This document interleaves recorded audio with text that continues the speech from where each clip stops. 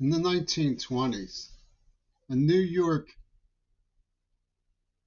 writer for the entertainments and current affairs named Edward revealed that King Edward, or Duke Edward as the case may be, I believe it was Edward VIII, had come to New York City. It was a famous visit. It's documented in many places. And declared that Hollywood belonged in the hands of the Church of England. This is terribly relevant. And there are labyrinthian academic leads that bounce around between the century of the late 19th to the present. An arc of Hollywood that begins with light, let there be light. And this span is controlled by the same apparatus that created the great dictators, Disney cartoons, Lenin's Houdini, and the Texas school book that we bear witness to, among other things, by Trump's Van Gogh. The basic message of these killers is that one man may only choose one woman.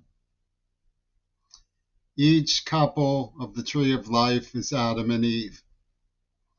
This way we avoid overpopulation and what they deem to be the necessary genocide to allow for their largesse. Forms of a state that take the form of nation states. We know that people were able to live lives in congestion and poverty that were admirable and lovable in Gaza. So there's no need to represent all of this as the nature of reality. It's the nature of leapfrog controllers. And nobody has greater license of puppet mastery than the leapfrog controllers in the Beatle maniac switchboard we call media, whose neurotransmitters are saturating your head and disallowing certain forms of analysis. People we've turned up were idiosyncratic people from the Cubist and Italian futurists. One of the Italian futurists was an early fascist. In fact, the man who introduced Mussolini to D.W. Griffith, who was a great admirer of Mussolini and the first epic filmmaker of the United States. His racism influenced Woodrow Wilson, was a man named Luigi Freddi, who was a filmmaker. He was the founder of Italian cinema. And of course, in Fayum, the counterfeiting den, was D'Annunzio, who Diaghilev introduced to Sarah Bernhardt.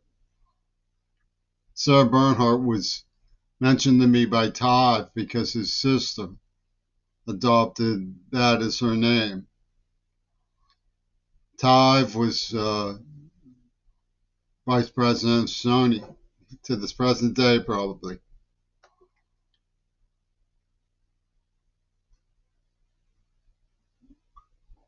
Texas school book came around my way because it was a Pharaoh's choice. I was from George Bush Jr.'s ship in the Navy. And it's sort of a given that if you make a wreck of somebody's privacy, they're going to be a laughing stock. So Pittsburgh went to work on me as a little boy, deafening me, dizzying me, making me comatonic, and then dragged me around the set when Reagan pretended he got shot. When they said he did it to himself. That's what the symbolism of Van Gogh is. and when Lennon pulled his Houdini. And if you look into the evidence file, you see that the Carousel Club was part of a nationwide pornographic underworld. Sex tapers, like J. Edgar Hoover liked to do. Sex taping Martin Luther King. And there were allies, the Carousel Club, at Jet magazine, black allies helped betray King. If you look at the evidence, you see this very clearly. And what they're doing is saying, Pitt believes that the nature of reality is not what is true, but what people can choose to say they believe. That's their motto. You know, they've gone after Gaza. Oh, people think they tell themselves they're moral. Pittsburgh is the cutting edge of fascist psychopathy. To them, it's just anarchy. It's commercial anarchy. The whole thing is commercial anarchy.